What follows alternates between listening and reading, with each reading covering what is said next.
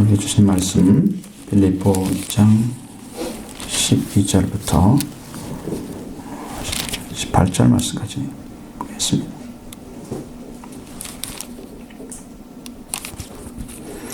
그러므로 나의 사랑하는 자들아, 너희가 나 있을 때뿐 아니라 더구나 지금 나 없을 때에도 항상 복종하여 두렵고 떨림으로 너희 구원을 이루라. 너희 안에 생하시는 이는 하나님이시니 자기의 기쁘신 뜻을 위하여 너에게 소원을 두고 행하게 하시나니 모든 일을 원망과 시비가 없이 하라. 이는 너희가 흠이 없고 순전하여 어그러지고 거스른 세대 가운데서 하나님의 흠없는 잔으로 세상에서 그들 가운데 빛들로 나타내며 생명의 말씀을 밝혀 나의 다름질이 헛되지 아니하고 수고도 헛되지 아니하므로 그리스도의 날에 내가 자랑할 것이 있게 하려 함이라. 만일 너희 믿음의 재물과 섬김 위에 내가 나를 전제로 들을지라도 나는 기뻐하고 너희 무리와 함께 기뻐하리니 이와 같이 너희도 기뻐하고 나와 함께 기뻐하라. 아멘. 네. 성경에는 예수님에 대한 그 소개를 하는 그런 말씀들이 참 많습니다. 예수님은 누구다? 어떤 분이다? 이렇게 지명해서 이야기를 하는데 히브리서 2장 10절에는 이렇게 말씀하고 있습니다. 그러므로 만물이 그를 위하고 또한 그로 말미암은 이가 많은 아들들을 이끌어 영광에 들어가게 하시는 일에 그들의 구원의 창시자를 고난을 통하여 온전하게 하심이 합당하도다. 예수님에 대한 소개입니다. 예수님으로 말미암아 이제 많은 이들이 영광에 들어가게 하시는 그 일의 구원의 창시자가 바로 예수입니다. 이렇게 밝히고 있죠. 구원의 창시자, 그분이 그리스도이시고 하나님의 아들이신 예수가 바로 구원의 창시자다. 이렇게 말씀하고 있습니다. 이건 뭔 말이냐면 인류를 하나님의 영광에 다시 들어가게 하는데 그 길을 여신 분이다. 구원의 창시자라고 얘기합니다. 원래 창시자란 말을 이렇게 찾아보면 이렇게 말을 합니다. 어떤 사상이나 이런 따위를 처음 시작하거나 내세운 사람. 창시자란 말. 그 구원이란 말이 앞에 붙어 있기 때문에 예수님이 구원의 창시라는 것은 예수님이 구원을 맨 처음 시작하신 분이다. 그러니까 구약 시대부터 신약 시대까지 그리스도는 항상 계셨습니다. 육신으로 계시든 영으로 계셨던. 예수님이 오신 동안에 33년 육신으로 계신 외에는 다 영으로 계시는 거예요. 지금도 영으로 계시는 거예요. 그렇게 계셨습니다. 그분이 구원이십니다. 구약 성경에도 그리스도의 역사가 나타나지만 보이지 않게 나타나죠. 영이기 때문에 그분을 드러내서 말씀하지 않으셨습니다. 구원을 시작하신, 인류를 구원하시기를 시작하신 분이 바로 예수 그리스도다. 그랬습니다. 예수님이 구약 성경에서 맨 처음 나타난 것이 에덴 동산에서 생명나무로 나타나셨습니다. 생명나무가 그리스도를 말하는 것입니다. 영원한 생명. 먹으면 죽지 않는 거예요. 그리고 나중에는 타락한 자들을 먹지 못하게 하려고 불칼로 막죠. 그룹들이 나타나서. 그래서 거기는 못 들어가게 했습니다. 왜? 그걸 먹고 영원히 이제 버림받는 거예요. 천사와 같이 타락한 천사, 마귀가 된 타락한 천사가 되어버리면 이제 회개하지 않습니다. 구원받지 못하죠. 그래서 막아버렸습니다. 그리고 오늘 우리에게 다시 그리스도를 보내셔서 그 생명을 다시 열어주신 거예요. 예수님은 구원의 창시자다 하는 것입니다. 지금 우리들이 이 예수 그리스도 한 분으로 구원을 다 받습니다. 다른 것이 필요가 없는 정도. 완전한 구원이시. 이 아들로 인해서 우리는 하나님의 영광에 다시 들어갑니다. 놀라운 축복을 우리에게 열어놓으셔서 하나님께서. 하나님의 아들이시고 그리스도 예수님을 우리가 믿어야만 하고 꼭 믿어야 할 이유가 바로 여기에 있는 것입니다. 여러분, 너희 구원을 이루라. 이런 제목을 말씀드렸죠. 오늘은 구원에 대해서 말씀드렸나. 구원이란 뭐냐? 구원이라는 것은 히브리어는 예수아흐 이렇게 되어 있습니다. 그리스어로는 소테리아 있습니다. 영어로는 여러분 salvation. 다 여러분 아시는 이렇게 하는 단어죠. 이 구원은 어떤 거냐? 정의를 얘기하면 하나님의 은혜나 하나님의 긍휼 하심에 의해서 사탄의 세력과 죄로 인한 멸망에서 구원해내는 일, 이렇게 정의합니다. 시작은 하나님의 은혜입니다. 하나님의 긍휼하심입니다. 그런데 대상은 사탄에게 묶여있는, 사탄의 세력과 그의 힘으로 묶여져 있는, 멸망당한 그 사람들이 대상입니다. 거기서부터 사탄의 그 묶여있는 힘, 권세, 이걸 깨뜨리시고 구해내주는 거예요. 그것이 구원받은 사람들이에요. 성경은 사람이 타락해서 죽음에 이른 그들을 구원하시는 하나님의 인류의 역사, 인류를 구원하시는 그 역사를 증명해주고 있고 그것을 기록하여 준 책입니다. 성경을 통하지 않고는 하나님 말씀하지 않으시는, 성경을 통해서 말씀하시는, 우리에게 하고자 하는 말씀을 다 하신 거예요. 지금 그 성경이 완성됐어요. 이것을 온전하게 이해하고 받아들이면 구원의 길을 찾을 수가 있다. 찾게 된다고 하는 것입니다. 그리고 하나님의 구원의 역사, 그 역사는 예수 그리스도의 십자가와 부활로 말미암아 우리가 봤습니다. 그 능력이 그 십자가와 부활로 인해서 사용됐습니다. 구원하는 능력이. 그래서 그것을 우리가 받아들임으로 인해서 인류의 죄가 용서를 받게 되고 죄와 단절되었던 사람들이 사귐, 교제가, 하나님의 교제가 다시 회복되면서 우리 하나님의 자녀로 들어가는 것입니다. 그러니까 구원받은 사람들은 교제가 안 일어나면 안 돼요. 하나님의 교회에 가서 교제를 하는 거예요. 하나님과 교제하는 거예요. 영적 교제, 기도. 영적 교제하는 게 기도예요. 기도를 않는다, 그것은 다른게 생각하면 구원받지 못했다, 구원과 관계없이 신앙생활한다, 이렇게 얘기할 수 있습니다. 그러면서 신앙생활하고 있다, 이건 입을 열으면 안 돼요. 창피스러운 일이에요. 왜냐하면 구원 받으라고 지금 믿고 있잖아요. 구원 받으려고. 근데 구원 못 받고 있으면서 교회 다닌다고 얘기하면 어떡해요. 교회 다니려면 분명히 구원을 받아야지. 그러니까 여러분이 입술을 벌려서 하나님의 이름을 높여서 다른 사람에게 얘기하거나 그것을 증거하지 못하잖아요. 구원받지 못한 자리에 있으면. 구원받으면 또딱 얘기하죠. 나는 이렇게 구원받았다. 당신이 무슨 말을 듣나 알라. 이것은 변할 수 없는 관계 안에 난 들어가 있다. 그렇게 이야기를 해야 되죠. 그럼 구원받은 사람이에요. 그래서 이 관계를 회복하기 위해서 죄 없는 독생자, 하나님의 독생자가 인류의 죄를 짊어지십니다. 그래서 제가 세상 죄를 지은 하나님의 어린 양이 왜 어린 양을 알았어요. 거기에 그런 진리가 있는 줄은 몰랐어요. 성경이 참 특이합니다. 그냥은 이해할 수가 없어요. 깊이 들어가야 알 수 있는. 그 독생자에게 죄를 다 뒤집어 씌운 거예요. 그러니까 죄가 없는데 죄를 뒤집어 씌운 거예요. 인류의 세상의 죄를 다 뒤집어 씌우고, 그리고 자기를 희생물로 바칩니다. 그 사람, 그 한 분에 의해서 죄가 다 사라집니다. 죄가 사라집니다. 그러니까 죄를 사하지는데 그 죄를 사하시는 능력을 가진 존재가 이 세상에 존재하지 않기 때문에, 있지 않기 때문에 죄 사는 길이 없었어요. 인류 역사상. 사람들이 다 정복해 가고 다 알아가고 그러는데 죄는 몰라요. 죄 가운데 있는 사람이 죄를 안다. 이건 참 이상한 거죠. 잘 몰라요. 죄 가운데 있으면 죄를 모르죠. 그러니까 죄의 문제를 해결하거나 죄에서 빠져나올 수 있는 길을 찾지 못해, 인류는. 그러니까 그를 대신해서 죽어야 할 분이 필요했는 그 예수 그리스도, 그 독생자, 그 생명을 빌어서 그에게 죄를 전가시킵니다. 우리가 제물을 드릴 때 안수해서 그 사람의 죄를 그 동물에게 전가시키잖아요. 그와 똑같이 예수님이 우리의 죄를 다 짊어지셨어요.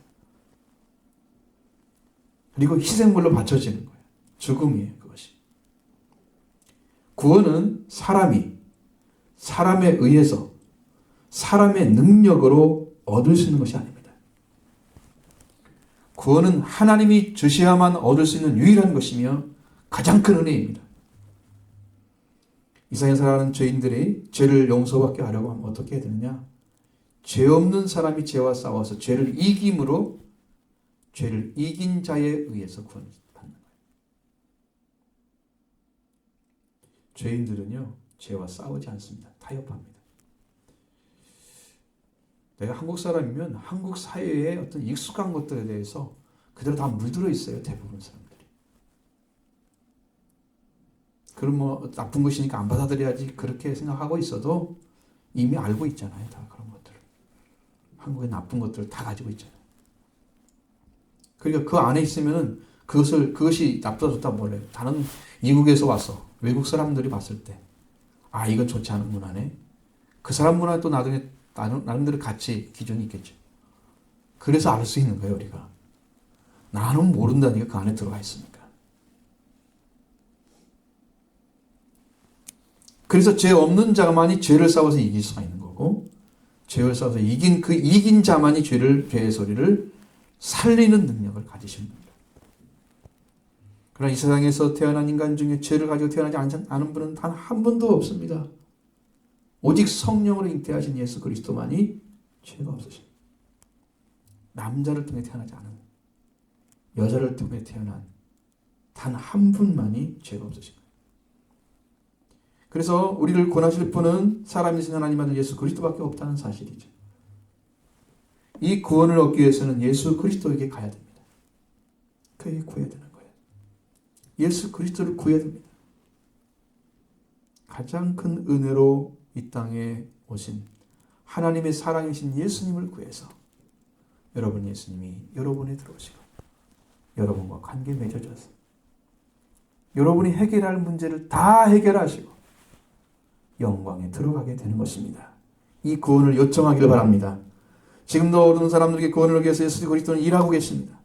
반드시 구원을 주시는 분으로 말미암아 믿음이 확정된 여러분 나도 믿습니다라고 고백하는 하나님 구원할 죄를 용서해 주셨군요.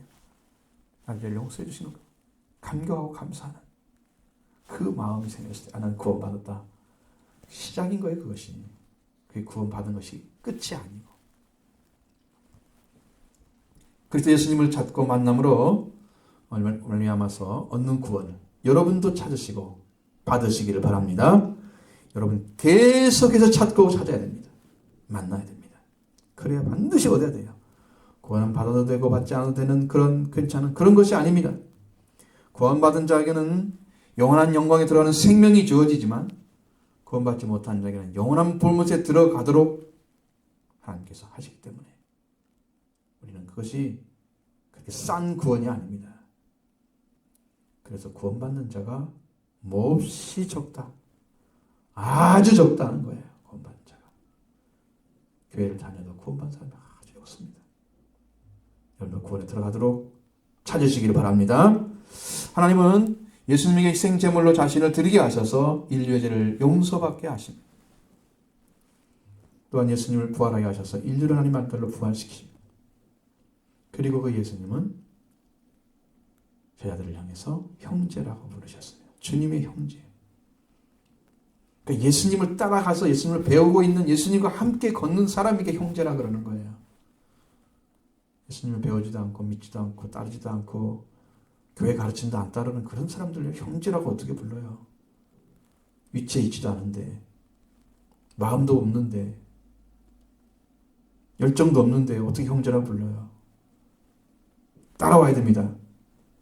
예수님을 믿듯이 정성스럽게 배우고 익히고 따라서 찾아서 그 복음에서 살아갈 때에 그를 형제라고 부르는 것입니다. 그 형제로 들어간 사람들 보니까 바로 제자들이었습니다. 그걸 알았습니다. 오늘 여러분도 제자가 되기를 바랍니다. 말씀을 듣고 또 듣고 계속 들어서 여러분도 예수 그리스도가 완전히 배워지고 알아지고 그리스도와 함께 걷는 제자가 되기를 바랍니다. 구원을 개인면에서 본다고 하면 구원은 죄인으로 들어가서 의인으로 나오는 것이 구원입니다. 구원은 회개로 들어가서 기쁨과 감사와 감격과 감동과 영원한 영광으로 나오는 것입니다.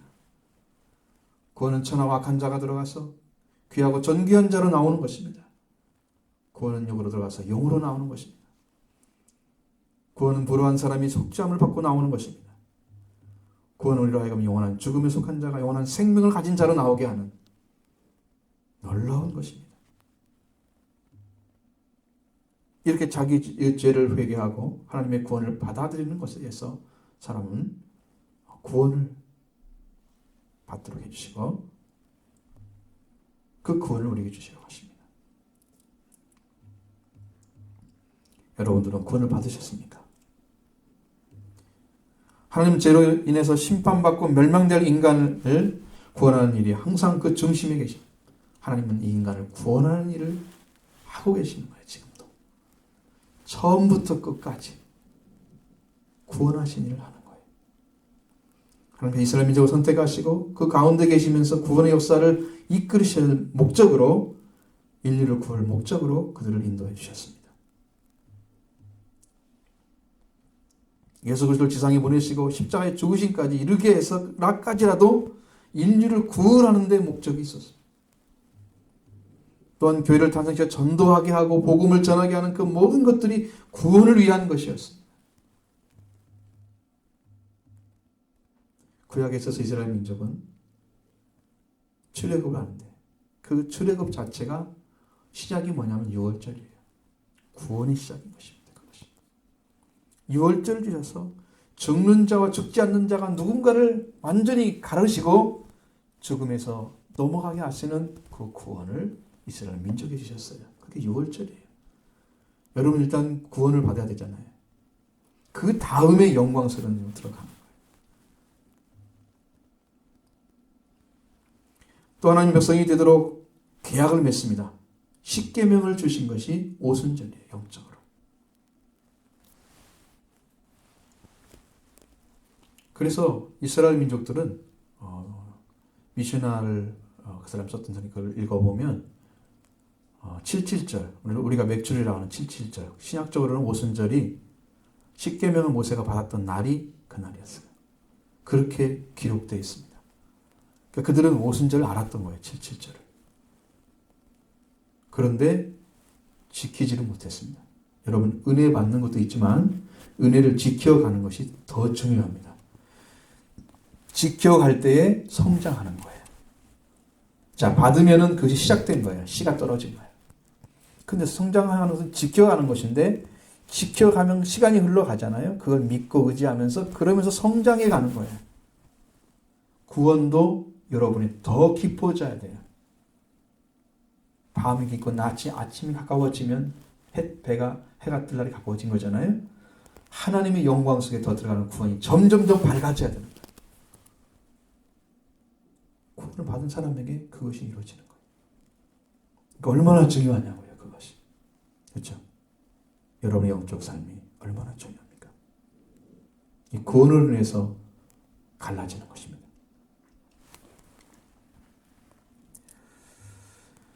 하나님의 절대 주권의 말씀에 대해서 그들이 계약을 맺었습니다. 그러나 이스라엘 민족은 하나님의 구원의 역사를 구원으로 인도하신 그것에 대해서 배반의 역사가 계속되었습니다. 그동안 성경을 보면 선지자들을 보내죠. 프로페테스를 많이 보냅니다. 나비. 그리고 제사장들 통해서 말씀하시고 심판하시고 경고하시고 빨리 구원에 돌아오도록 회개하는 그 선지자들의 촉구가 계속 되는 거예요. 너희들은 뭐가 잘못됐다 어떻게 될 것이다. 그럼 멸망받는다. 이것은 큰일 났다. 빨리 돌아와라. 성경에 계속 반복되는 새로운 시각을 통해서 계속 가르쳐줍니다. 여러분 예언서를 읽을 이유가 거기에 있더라고요. 그렇게 많은 성경이 내용이 다 달라. 시각이 다 달라. 조금씩 달라. 어떻게 그렇게 자세하게 설명해 낼 수 있는지는 사람이 할 수 있는 게 아니에요. 그런 깊이를 가지고. 놀랍습니다. 그 예언서 안에 다 들어있어요. 그 말씀들이. 심판을 경고하시죠. 회개하러 돌아오라 말씀하시죠. 그리고 하나님께서 이스라엘을 통해서 인류를 구원할 계획을 세우셨는데 그 백성의 반역으로 그것이 수행되지 못합니다. 그래서 이사야 선지자를 통해서 여호와의 고난받는 종의 대속적인 구원의 길을 나타내시는데 이사야 52장, 53장에 그것이 기록되어 있습니다. 신약에 와서는 구약에서 선포되어지고 예언된 구원의 언약이 성취되는 역사가 일어났습니다. 인류의 죄를 속량해 주는 것. 사람이 스스로 할 수가 없으니까 그를 대신해서 값을 지불하고 노예된 자를 자유인으로 해방시켜주는 그 은혜를 하나님이 속량해 주십니다. 예수님 통해서 속량을 해주십니다. 그 속량을 위해서 하나님의 아들이 십자가에 죽으신 죄 없는 아들이, 그분은 우리 땅에 안 오셔도 영광 속에 사시는 분이십니다. 그래서 6월절을 완성시켜 놨습니다. 결국 이스라엘을 통해서 인류 구원의 계획이 다만 한 분이신 예수 그리스도의 죽으심으로 압축됐습니다. 그래서 구원이 결국 누구한테 이루어지느냐? 예수 그리스도 한 분으로 이루어지는 거예요. 모든 사람이 죄를 지었기 때문에 사망이 모든 사람에게 왔습니다. 모든 사람이 죄를 지은 건 아니죠. 처음부터 한 사람이 죄를 지어서 모든 사람이 죄를 짓게 됐습니다. 그것처럼 한 사람이 의의 행동을 함으로 그리스도가 행동으로 모든 사람이 하나님께 설 수 있도록 의롭다 하심을 받았습니다. 예, 축복이죠. 이렇게 구원은 하나님께 거스린 죄, 그 죄의 결과로서 멸망해서 다시 살아나는 것입니다. 하나님의 진노하심에서 구원받는 것입니다. 구원은 이 땅에 죄 용서에서 시작해서 부활과 오순절을 거쳐서 초막절에 추수돼서 영원한 심판까지 구원을 받고 거기서 하나님의 영광 속에 들어가는 그 완성되는 구원 전 과정을 포함한 것이 구원이라고 하는 거예요. 그런데 구원받지 못한 사람들이 어느 날 좀 예수님 알고 구원받게, 죽음이 가까워서 죽기 전에 구원받다 그러면 초보 6월절을 통해서 죽음만 넘어가는 구원을 받아요. 하늘나라 가면 영광이 없습니다. 그 사람. 그냥 구원 받았어요. 그래도 구원 받아야 돼요. 그렇게라도. 왜냐하면 그 사람이 영벌에 들어가는 것보다 비교할 수 없도록 놀라운 축복이에요. 그 구원이. 영벌에, 불못에, 성경에는 불못에 들어간다. 둘째 사망은 불못, 불이 훌훌 타오르고 있는 못에 들어가서 여러분 지역의 그림과 같은 어떤 연상이 비슷해요. 그것이 이제 사람들이 보고 온 사람들이 이렇게 길을 그린 거예요. 불못에 들어가서 영원히 사는 것보다 아주 볼품없는 구원이라도 하나님에 들어가는 게 축복이죠. 그러나 이 과정 속에 다 들어가서 이 말씀대로 다 거쳐서 아름다운 열매를 맺어간 사람들은 하늘의 영광, 멸류관이었습니다. 의의 멸류관, 영광의 멸류관, 생명의 멸류관, 의의 멸류관 다 씁니다. 썩지 않는 멸류관. 그 영광 속에 다 들어가는 거예요. 왕이 되는 거죠. 왕 대접 받는 것입니다. 이렇기 때문에 여러분들 이 구원을 꼭 받으셔야 됩니다. 자꾸 받으시길 바랍니다. 여러분들 만났다는 이 간증을 할 수 있도록 자꾸 또 찾으시길 바랍니다. 본문의 1절에는 그러므로 라는 말씀이 있죠. 여러분처럼 지난주에 말씀드린 것처럼 지난주에 성도가 품어야 할 마음이 뭐냐? 그것이 그리스도 예수의 마음이다 라고 말씀드렸습니다. 그 마음이 어떤 자리냐면 하나님의 형상을 가지고 하나님과 함께 존재했던 하나님 자신이었습니다. 그 예수님이 동등됨, 똑같은 자리에 있음에도 불구하고 그것을 자꾸 붙잡지 아니하고 자기를 비워서 피조물인 인간의 몸을 입고 이 땅에 종의 형체로 나타나셨습니다. 자기를 낮추시고 죽기까지 복종하시는 십자가에 죽으신 것. 예수님 마음은 그렇게 낮아지셨습니다. 이렇게 이루신 구원자가 예수 그리스도이십니다. 이 하나님은 구원의 이름을 지극히 높여주신 예수 그리스도 이름에 두셨습니다. 그리고 예수님을 주인으로 부르게 만들고 모든 사람을 그 이름 앞에 무릎 꿇게 하시고 예수를 주라 시인해서 하나님께 영광을 돌리게 하시고 예수를 주라 하는데 하나님 영광을 받으셔요. 우리 예수님을 주라고 부르면 아버지가 좋아하시는 거예요. 아버지가 높아지시는 거예요. 이렇게 이루신 구원자 예수 그리스도이십니다. 하나님의 구원의 이름, 지극히 큰 이름을 예수님께 주시고 모든 피조물이 예수님의 무릎에 이름에 무릎을 꿇게 하시 예수를 주라 시인해서 하나님께 영광을 돌리는 이름으로 높여주신 거예요. 성도는 이렇게 하나님께서 예수님의 동전 붙잡을 것을 여기지 않으시고 피조물의 형체로 나타나신 거, 종의 형체를 가지고 자기를 낮추실 것 복종하는 그런 완성된 주님의 이름, 이 이름을 믿음으로 우리가 하나님의 구원을 받고 하나님의 사랑을 받는 것입니다. 이 구원의 빛이, 생명의 빛이 이 땅에 비춰오셨습니다. 오늘 우리에게 이것이 임하여 오신 거예요. 오늘 우리를 구원하신 구원은 얼마나 크고 위대하며 하나님의 절대적인 능력, 그 권세를 사용하셔서 그 권능을 가지고 행하셔서 우리를 위해서 하나님께서 일을 하셨는지를 알게 되면 여러분도 알게 되기를 원합니다. 무릎을 꿇지 않을 사람이 없습니다. 나 같은 것이 뭐라고 하나님 그렇게 하셨습니까? 왜 나를 사랑하십니까? 눈물을 흘리지 않을 수가 없습니다. 이 은혜를 놓친다면 가장 두렵고 무서운 일입니다.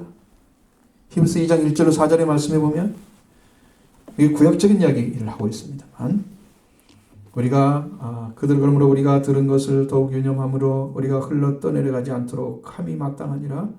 천사를 통하여 하신 말씀이 견고하게 되어 모든 범죄와 순종하지 아니한 자들이 공정한 보응을 받았거든. 우리가 이같이 큰 구원을 등한히 여기면 어찌 그 보응을 피하리요.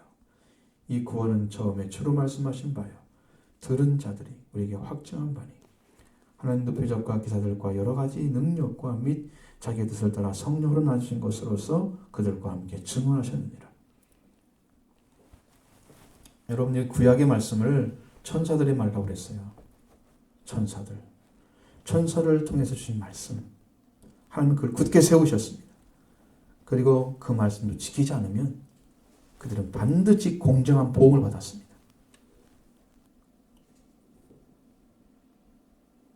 구약에도 보응받은 게 많이 있습니다.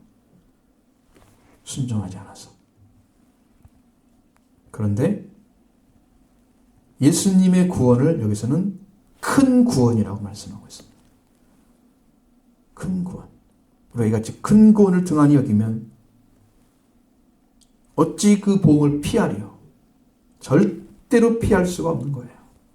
큰 구원을 등한히 여기지 마시기 바랍니다. 찾고 붙드시기를 바랍니다. 이거 처음에 주로 말씀하신 바라고 그랬죠.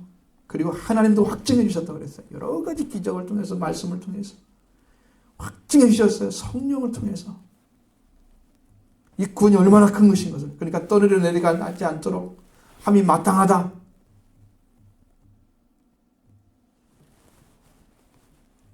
이 큰 구원이란 예수 그리스도가 주시는 구원을 말합니다. 하나님께 증언하시신 구원입니다. 이걸 피해가면 안 됩니다. 하나님께 대적하는 악한 자들을 절대로 그들로 하여금 편안하게 살도록 하지 않습니다. 하나님을 대적하는 자는 반드시 보응을 받아요. 여러분 역사적으로 다 나타나 있습니다. 개인적으로 나타나 있습니다.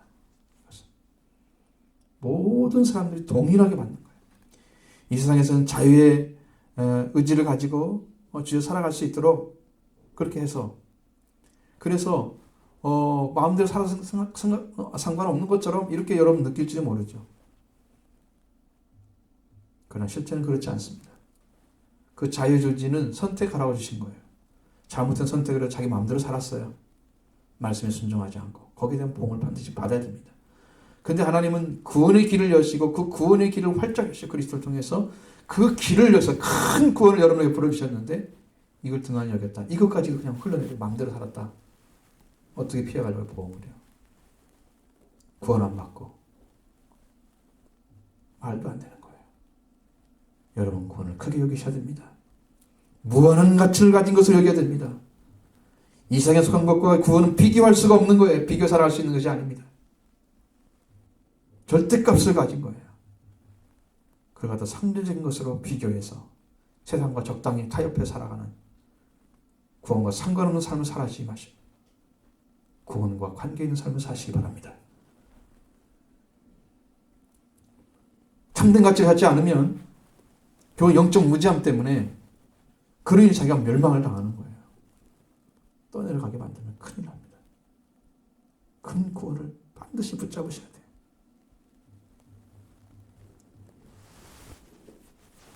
그런데 제가 오늘 말씀드리자는 그 말씀의 주제가 바로 여기에 있어요. 12절 말씀입니다. 어떻게 말씀하고 보시죠?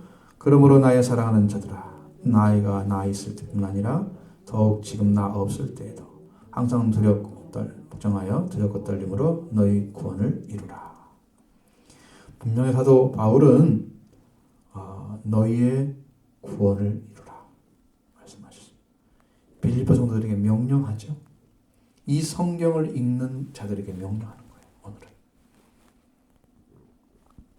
하나님 말씀은요 시공간이 없습니다.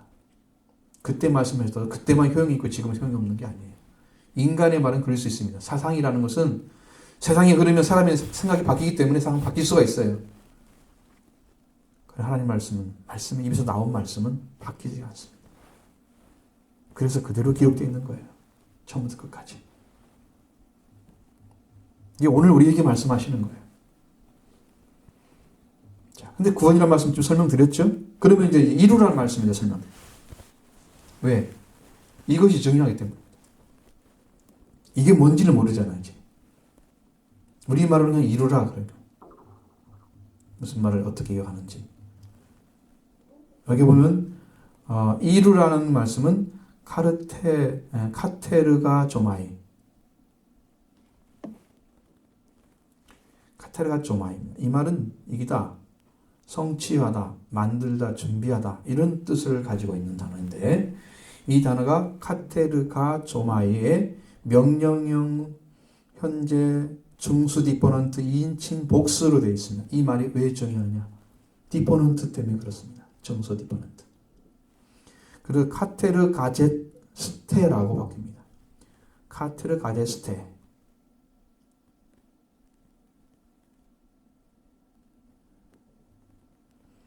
여기는 무슨 말로 이해가 되냐면 생산하다, 만들다 이런 뜻입니다. 구원을 어떻게 한다고요? 구원을 생산한다는 거예요. 구원을 만들어 간다는 거예요. 구원을 생산하라고 명령하고 있는 거예요. 우리에게. 여러분 이게 무슨 말이에요 도대체? 구원을 어떻게 생산해요? 그래서 구원에 대해서 말씀드리잖아요. 이 디포넌트 동사는 수동태와 중간태형을 가지고 있고 능동태 뜻을 나타내는 동사가 디포넌트 동사입니다. 근데 여기가 중수 디포넌트라고 써 있어요. 중간태 디포넌트나 수동태 디포넌트가 아니고 중수 디포넌트. 이것은 어떤 의미를 가져다 주냐면 자신을 위해 타의에 의해서 보내짐을 받은 능동적인 행동, 그런 역할을 해요. 중수 디포넌트가. 자, 자신을 위해 행동을 하는 사람은 누구예요? 나죠. 그런데 타의에 의해서 보내짐이 받아지는 거예요. 그러니까 내 안에 속에 있는 것은 누구 것이에요? 내 것이 아니죠. 보내신 분의 것이죠. 타의라고 하는 그 어떤 존재, 그죠? 그분의 뜻, 그의 뜻을 받아들여서 내가 능동적으로 행동해 주고는 거예요. 이게 이해가 잘 안 되시죠? 이 도대체 무슨 말일까? 잘 들어보십시오. 그거는 우리들을 위해서 우리들 자신들이 받아야 하기 때문에 우리가 받아야 돼요. 그런데 구원은 우리가 받아낼 수가 없는 거예요. 얻어낼 수도 없는 거예요. 우리가 뭐 어떻게 달라고 그래요? 무슨 자격으로? 자격으로 말하면 죄인인데 죄인이 무슨 구원을 달라고 그래요? 자기 죄를 통회하고 회개해도 부족한데. 그래서 오직 하나님께서 보내신 예수 그리스도로 말미암아 우리에게 주어지는 건데, 우리가 구원을 얻기 위해서 그리스도의 은혜를 주시려고 이 세상에 보내신 하나님의 예수 그리스도를 받아들이는 것, 이게 타이에 의한 것입니다. 타이에 의한 것입니다. 누구를 위해서 하는 거예요? 그것은 타이에 의한 거지만 나를 위해서 하는 거예요. 자신을 위해서.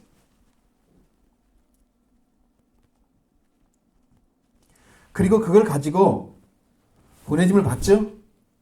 그래서 그 보내짐 받은 대로 그대로 순종해가는 행동을 하는 것은 나예요.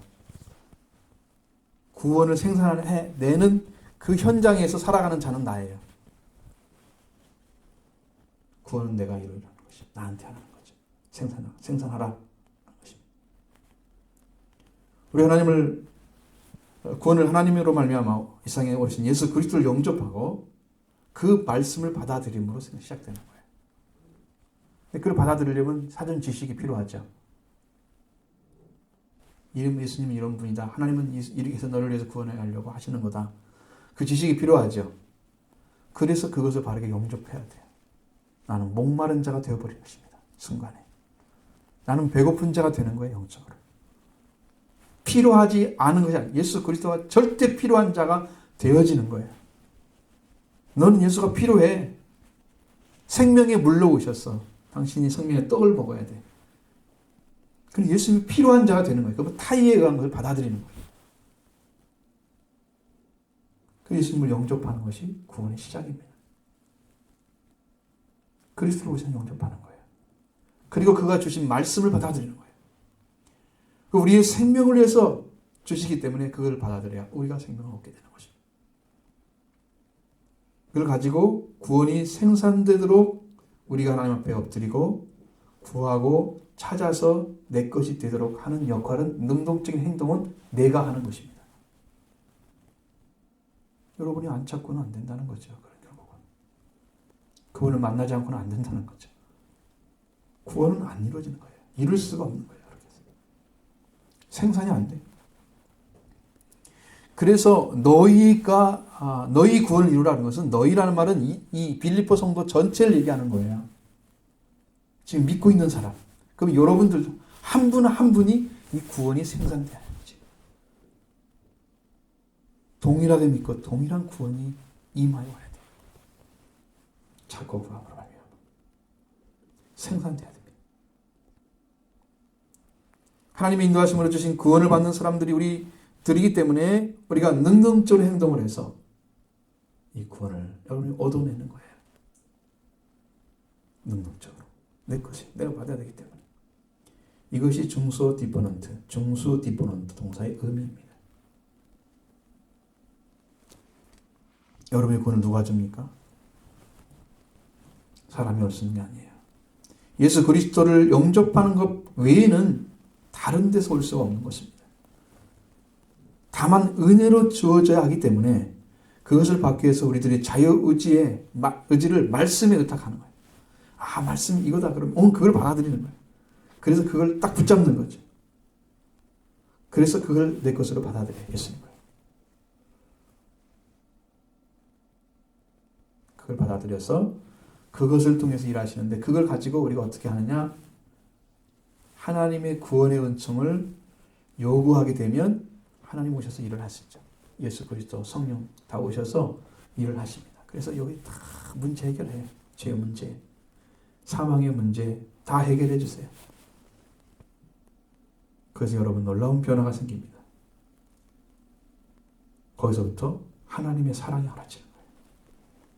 그때부터 구원을 받고 나니까 하나님의 사랑이 알아지는 거예요. 하나님을 사랑하라 아무리 얘기해도 어떻게 사랑하는 거예요? 그 사랑이 뭔지를 모르는데, 그렇게 생각했는데 구원을 받고 나니까 하나님의 사랑이 왔어요. 사랑이 알아졌습니다. 그래서 나도 사랑할 수가 있게 됐어요. 다른 사람이 귀하게 보이더라니까. 생명이 아름답게 보이더라니까. 내 앞에 가는 노인도 아름답게 보이더라니까. 생명이 아름다워져. 구원받은 사람의 눈에는 남자 여자가 아니고 이쁜 여자가 아니고 생명이 귀하게 보인다. 그것이 더 들어가면 주님의 형제로 들어간 삶이 되면 모든 생명이 내 형제로 보이는 사랑이 회복된 사람들, 구원받은 사람들의 모습이에요. 모든 생명이 내 형제야. 우리가 금요일날 공부할 때도 우리는 노아의 후손이라고 그랬잖아요. 우리는 다 형제들이야. 성씨 같은 거 다 하나씩 가지고 있지만 그것은 성을 만든 사람이 하는 짓이고 모든 인류는 노아의 후손이잖아요. 처음에는 아담의 후손이었다. 노아의 가족 외에는 다 죽었으니까. 그러나 인류가 다 살아도 또 죄가 살아나서 죽음이 왔잖아요. 우리 살 수 있는 거 뭡니까? 우리 사신 예수 그리스도가 여러분의 조상이 되셔야 돼요. 구원의 첫 번째 창시자로 여러분을 다뤄주시고 세워주셔야 됩니다. 그래서 하나님께서 구원을 받게 되면, 의탁에서 받게 되면 우리한테 오셔서 우리를 구해내신 일을 하시는 것입니다.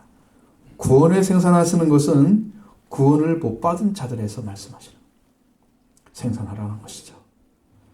바울은 너희는 사탄의 세력과 죄로 인해서 멸망해서 구원을 생산해라 이렇게 명령한 것입니다. 그 너희 구원을 이루라고는 말씀하신 거예요. 어떤 결과가 있도록 해야 된다는 거예요. 뭐가 되도록 하라는 거예요. 어떤 결과가 되게 하라는 것입니다. 구원을 생산해서 완성시키는 그것이 완전히 됐을까 결과물이 나와야 돼요. 여러분 생산하는 것은 생산품이 나와야 생산된 거잖아요. 여러분의 생산된 그 물품의 품질은 하나님의 아들의 형상입니다. 그 품질이 그렇게 높아요. 질이.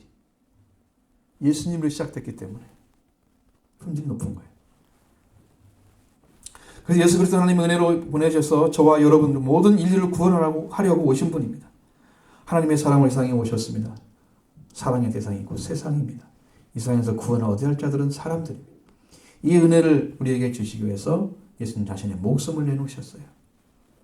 그 목숨을 우리 대신 주면서 우리를 위해서 속죄를 주시고 우리에게 영원한 속죄를 주셨습니다. 그러니까 여러분이 죄를 위해서 할 수 있는 게 없어요.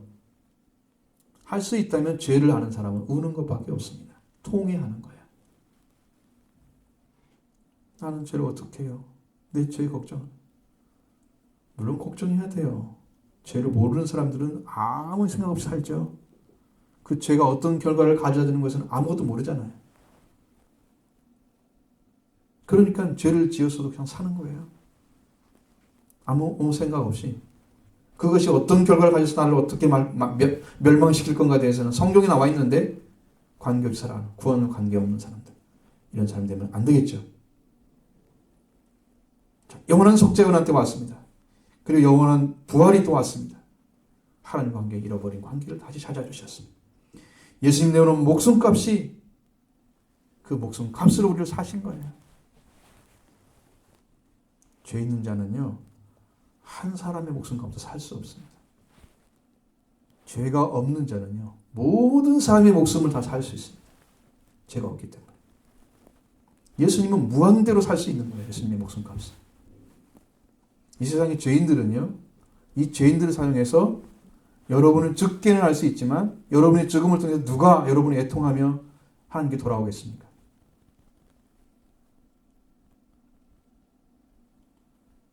천군 천사가 와서 찬양했던 그 예수의 이름이, 그 놀라운 이름이 주로 세워지고 그 영광의 주님을 통해서 구원 일을 행하시는 그 예수로 말미암아 우리가 살지는 거예요. 하나님 나라에 들어.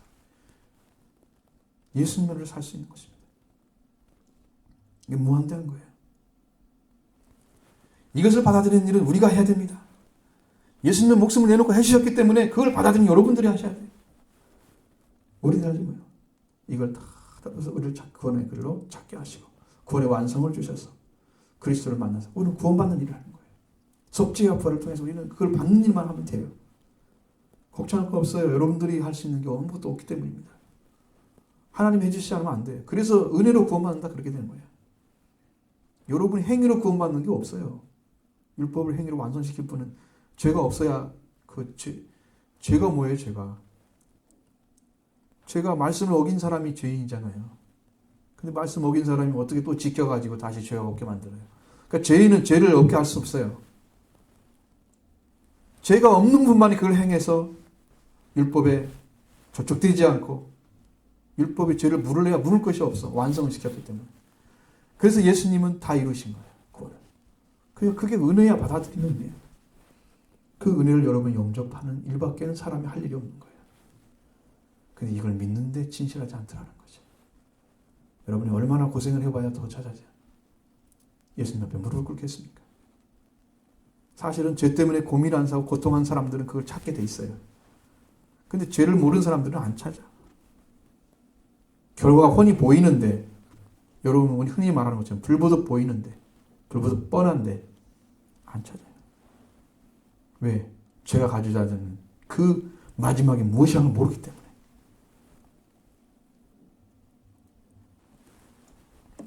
그 예수님을 통해서 우리가 완성된 구원을 받아들이면 그 구원이 우리를 재생산해서 내가 구원받은 자로 하나님의 자녀의 자리로 회복되는 이 은혜가 오는 것입니다.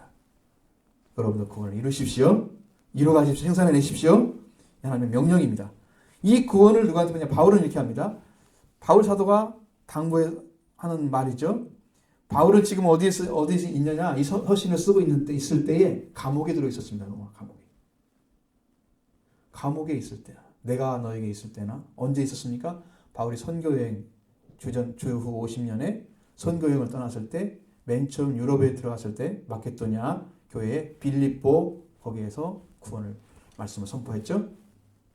그때 복음을 주었을 때나 내가 없을 때 지금 내가 감옥에 있는 나 이러고 있을 때 항상 복종하여 두렵고 떨림으로 너희의 구원을 생산해라 이렇게 명령하고 있는 거예요. 항상 순종하는 마음, 두려움으로 그리고 두려움으로 인한 전율함으로 이 구원을 잃어버리면 절대 안 되기 때문에 전율을 가지고 이거 잃어버리면 큰일 난다. 애지중지처럼. 여러분 잃어버리면 안 되는 거 있잖아요. 보배 있죠, 보배. 그 생명과 같이 그렇게 귀하게 여겨야 된다는 거예요. 두려움을 갖는 거, 두려움에 대한 전율함이 일어나는 정도로 그렇게 두렵고 떨림으로 구원을 생산해내라고 명령하고 있는 것입니다. 너희의 구원을 생산해내라고 이렇게 하셨습니다. 빌립보 성도들은 모두가 이 구원을 생산하는 자들이 되기를 명령한 것입니다. 오늘 우리 도림교회에 하나님께서 명령하신 너희는 모두가 구원을 생산해내라. 나 있을 때는 나 없을 때라도 항상 두렵고 떨림으로 언제나 순종하는 마음으로 너희의 구원을 생산해내라고 명령하고 있습니다. 여러분도 동참하기를 바랍니다. 이 구원을 생산하기 위해서 하나님께서 어떻게 진행하시려고 하시는지를 밝혀주는 말씀이 13절 14절에 있습니다. 같이 보십니다. 너희 안에서 행하시는 이는 하나님이시니 자기에게 부신 뜻을 위하여 너희에게 소원을 도행하게 하시나니 모든 일에 원망과 시비가 없이 하라. 자, 너희 안에 행하신다는 것은 역사하시는 거예요. 일하시는 거예요. 하나님께서 우리에게 오셔서 일을 하십니다. 성도들 안에서 하나님이 계시는 거죠. 그런 일을 하십니다. 그런데 그걸 뭐 때문에 일하시느냐? 오셔서 하나님의 깊으신 뜻을 위해서 한다 그랬어요. 그 마음속에 소원을 두게. 우리 마음속에서 간절하게 원하는 그 결심이나 마음 이런 것들을 하나하나 조목조목 인도하시는 분이 하나님이세요. 오셔서 하시는 거예요. 하나님의 인도함을 받을 때 우리는 어떻게 해야 되느냐? 우리는 그 깊으신 뜻이 나는 선의예요. 선의가 무슨 말인지 아시죠? 선의를 두고 일하시는 하나님과 함께 일을 하는데 어떻게 해야 되냐? 모든 일이 원망과 시비가 없이 되라고 말씀하시는 거예요. 여러분 하나님 우리 안에서 그 구원을 이루고 계셔서 일하시고 하나하나를 섭리하시고 이렇게 도우시는데 우리는 원망하면 안 돼요. 원망이 뭔 말이냐면 원어적으로 설명드리면 투덜대면서 불평하는 게 원망이에요. 막 뭐라고 중얼중얼 하면서 막 속으로 막 아니면 막 겉으로 중얼중얼 그렇게 중얼대면서 하는 말 있잖아요. 투덜거리면서 하는 말, 불평하는 말. 원망하지 마세요. 시비는 시비 건다고 그러잖아요. 시비는 바로 악이 있는 논쟁이에요. 좋은 의미에서 논쟁하는 게 아니야. 시비 거는 것은 나쁜 뜻이 있어. 뭔가 걸고 넘어지려고 하는 거죠. 그런 원망과 시비가 없이 하라. 작은 일에도 성도를 섬길 때에도 시비가 없이 원망이 없이 하라. 악이 있는 마음의 태도로 가지고 불평하면서 논쟁하면서 일하지 말라고. 교회에서는 이렇게 하면 안 됩니다. 교회는 언제나 감사함으로 하나님의 기쁨이 되도록 하는 거예요. 왜? 하나님은 그걸 위해 세운 거예요. 교회를 불평하는 성도를 키우려고 세운 게 아니에요.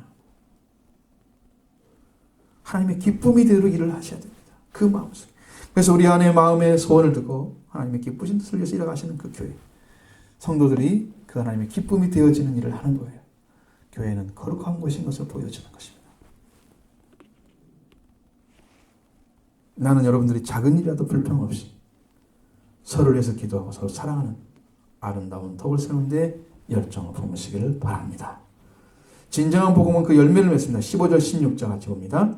이는 너희가 흠이 없고 순전하여 어그러지고 거스르는 세대 가운데서 하나님의 흠없는 자녀로 세상에서 그들 내 빛들로 나타내며 생명의 말씀을 밝혀 나의 다름들이 헛되지 아니하고 수고도 헛되지 아니하므로 그리스도의 날에 내가 자랑할 것이 있게 하려 함이라. 이렇게 하나님이 우리 안에서 하나님의 선을 두고 마음의 선을 두고 행하게 하시죠. 마음의 선을 위해서 일을 하도록 그렇게 인도해 주십니다. 그러니까 투덜거리거나 아니면 악이 있는 그런 논쟁을 하면서 이렇게 하는 것이 하지 말라. 그렇게 하지 말라는 거죠. 그냥 흠이 없고 순전하여 어그러지고 거스르는 세대 가운데서 흠없는 자녀로 상에서 빛들 가운데로 나타내라 이렇게 말씀하시죠. 흠이 없는 것은 결점이 없는 말씀이에요. 결점이 없는 거예요. 순전하다는 것은 순결한 것을 말합니다. 그래서 하나님의 결점이 없고 순결해서 이 아름다움이 드러나는 거예요. 이렇게 아름다운 모습이 하나님의 자녀의 모습이고 이것이 구원받은 사람의 모습이에요. 아름답게 나타납니다. 어그러졌다는 것은요, 스콜리오스라고 해서 굽어졌다는 것입니다. 삐뚤어졌다는 거죠. 여기는 그 의미를 제 성경에서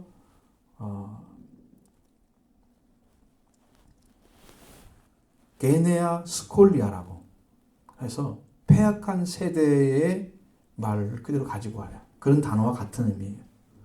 이 패역하다는 말은 도리에 어긋나고 순리를 거스르는. 자, 사람이 해야 할 도리가 있잖아요. 사람이 마땅히 해야 될 일이 있는데 그런 거 하지 않아요. 세상에도 어떤 도덕적인 선이 있어요. 그거 안 지켜. 무시해버려요. 어긋나서 도리에. 그러니까 이치나 순종 그런 것들 순종하지 않는 그런 그냥 막 살아버리는 거죠. 법도 없는 사람들. 질서도 없는 삶의 질서나 어떤 기준이 전혀 없이 살아가는 그런 사람들. 그 삶에서 표준이나 아니 올바름에서 이게 벗어난 의의가 없는 불우한 사람들과 같은 이런 사람들이 어그러진 세대예요. 막 사는 거죠, 세상을. 그리고 거스르는 세대는 그릇된 타락한 세대를 의미합니다. 타락했어요. 그러니까 결점이 없이 순결한 신령을 가진 그 사람들이 나타나는데 이렇게 어그러지고 거스르는 세대 가운데 들어가서 너희가 빛들이라는 것을 보여줘라 이거예요. 너희가 빛이라는 걸 보여줘라. 세상에 들어가서 빛들로 나타내면 하나님이 흠없는 자녀의 모습이다. 보여주라고 말씀하십니다. 이 빛들이라는 의미는 조명자라는 말입니다. 조명자. 이 말 뭐 하냐면 빛을 발하는 사람이에요. 여러분 안에 빛이 나와야 됩니다. 영적으로 하나님의 구원을 생산하는 사람들은 빛을 가지고 있어요. 그 생명길을 달려가는 사람들. 그래서 구원을 이어가는 모습들, 사람들의 모습이 나타나는 거예요. 빛을 비추는 삶이 드러나는 것입니다. 예수 그리스도도 말씀하셨습니다. 너희는 세상의 빛이니 산 위에 있는 동네가 숨기지 못할 것이다. 등불을 껴서 사람들이 같이 등경해 두는 것처럼 우리 빛이 사람에게 비추게 해서 선하신 하나님께 영광을 돌리게 하라고 명령하셨습니다. 마태복음 5장 13절로 16절에 기록한 말씀. 바로 이런 삶이 이루어지는 거예요. 사람들에게 분명히 빛으로 나타나야 돼요. 그 다음에 바울은 생명의 말씀을 가지고 있는 분입니다. 이 생명의 말씀이라는 것이 요한복음을 빌려서 보면은 무슨 의미냐 그러면 하나님 예수님이 직접 말씀하시는 것. 그 생명의 말씀이에요.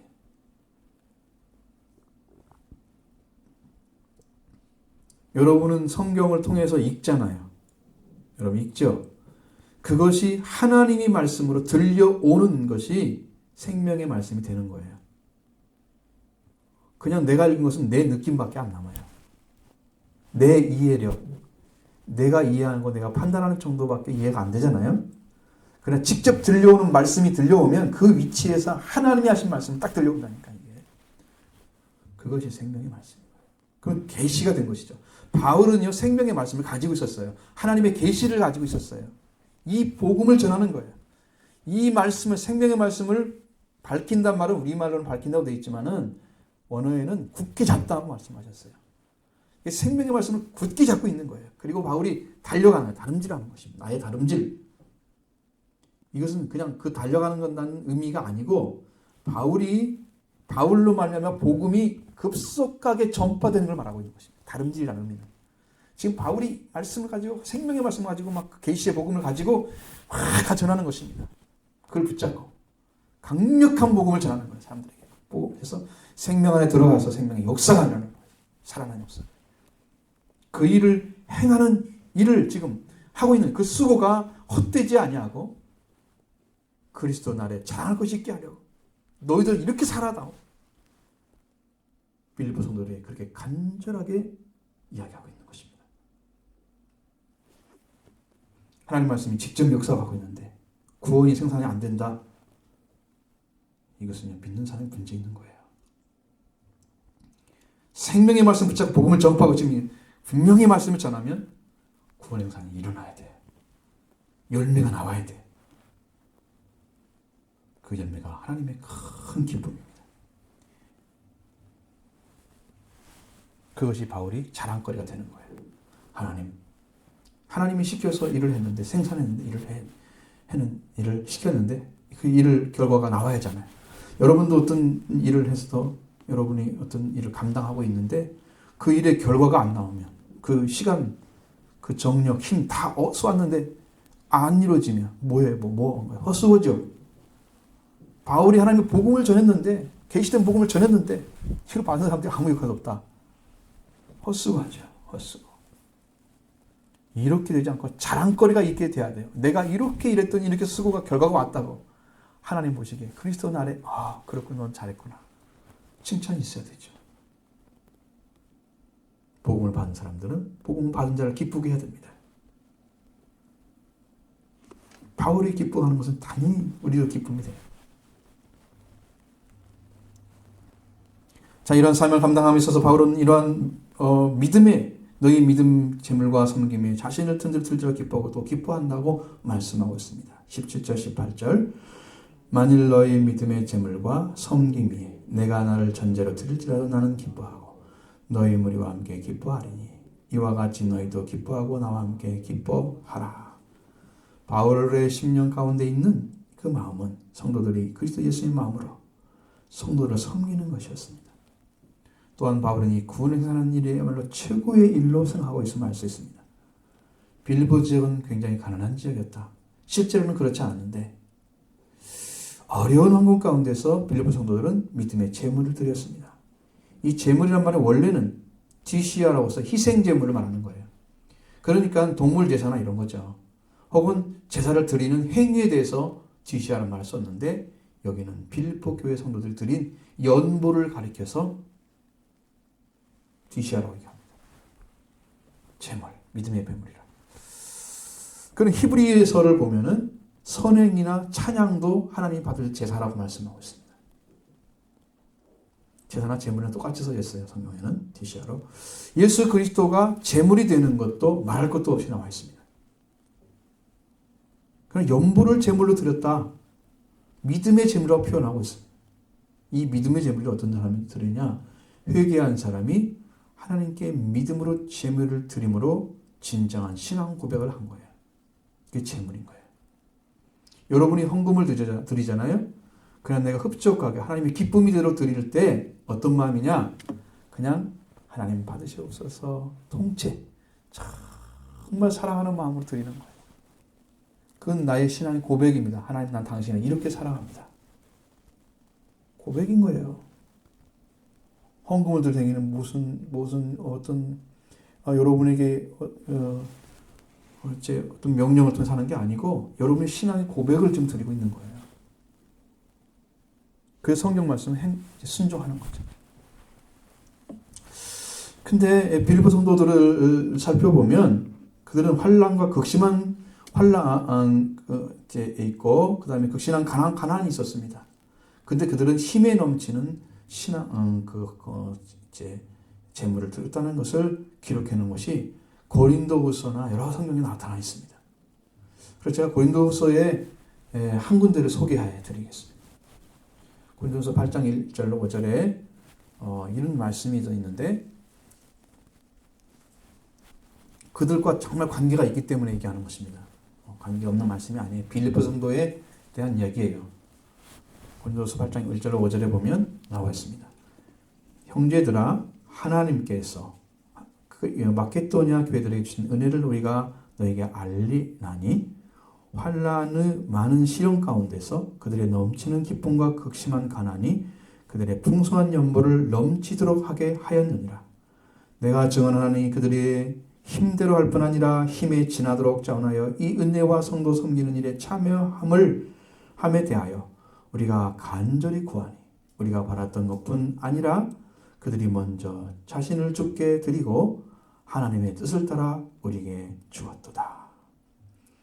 이 마케도니아는 주전 148년부터 로마의 영토였습니다. 마케도니아 교회들은 뭘 얻으려면 빌립보, 데살로니가 그리고 베레아 교회 이 세 교회를 마케도니아 교회라고 하는 거예요. 빌립보가 들어가 있지 않아요? 그렇습니다. 그곳에 살았던 많은 그리스도인들이 실현을 하고 있었습니다. 왜 그러냐 그러면 유대인들 있잖아요. 유대인 남봉꾼들이 와가지고 그 모함을 하거나 유대인들이 막 공격을 하는 거예요. 그 이방 그리스도인들을. 그래서 마케도니아 성도들은 피식민지 백성이잖아요. 그 받는 시련이 너무 큰 거예요. 그 시련 가운데서 그들은 넘치는 기쁨에 넘치는 삶을 살고 있었다고 바울은 얘기합니다. 하나님께서 주시는 기쁨이었습니다. 성도들은 많은 연보를 드렸는데 극한 가난이 그들을 풍성한 연보를 넘치도록 하였다. 이렇게 말하죠. 그러나 당시 로마의 지배하에 있었기 때문에 금광이나 아니면 은광이나 선방용 나무를 베는 권리 그런 것들이 그 수입원들이 모두 로마인들에게 빼앗겼습니다. 그러니까 그런 것들에서 그적인 가난이 이미 존재하고 있는 거예요. 그 땅이 가난한 게 아니고 마케도니아는 전체적으로 농업이나 광업이나 목재산업 등이 번성했기 때문에 극한 가난한 상태가 아니에요. 다 먹고 살만해요. 그럼에도 불구하고 바울은 교회들에게 형편을 극한 가난이라고 표현했습니다. 왜 그럴까요? 경제적인 요인이 아니라 그리스도인에게 가해진 박해 때문에 박해를 받으면서 환난이 막 다가오는데 그것들과 함께 살아가는 악조건 속에서 그들은 그리스도를 믿고 의지하면서 하나님의 넘치는 기쁨을 갖고 살았던 것입니다. 그 악조건이 가리는 거예요. 그래서 힘에 지나도록 자원하여 드렸다. 마케도니아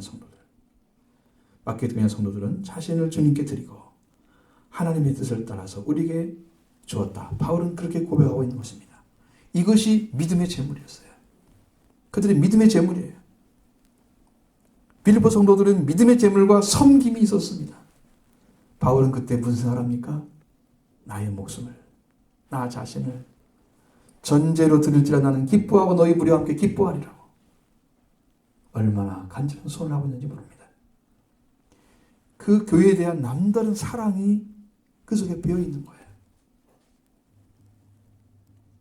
여러분 전제라는 것은 여러분 많이 들으셨죠? 설명드렸죠? 주로 포도주를 붓는 의식이잖아요. 포도주 외에는 기름에는 동물의 피 같은 거 붓는 거죠.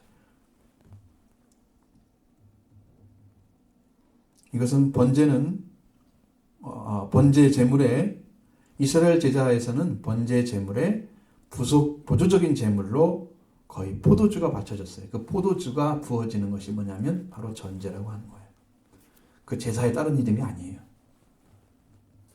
바울은 자신의 목숨이 자신의 피를 흘려서라도 자신의 목숨이 죽더라도 그들을 위해 부어져도 나는 기뻐하고 또 기뻐할 것이다.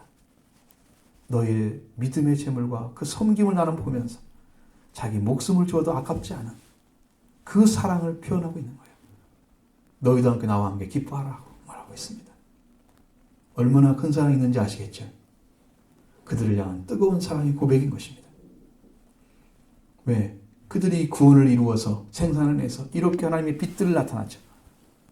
하나님의 선한 모습이 어떤 것인지 증거해내는 아름다운 교회가 되기를 원하고, 또 이렇게 하나님의 믿음의 제물을 통해서 하나님의 뜻을 이루어드리는 이 축복된 일을 행하도록 이야기하는 것입니다. 자신의 피를 흘려서라도, 자신 전제를 드려서라도 빌립보 성도들이라면 내가 들을 수 있다. 목숨을 건 사랑을 표현해주고 있습니다. 오늘 우리는 구원을 이루는 삶 가운데 있는 거예요.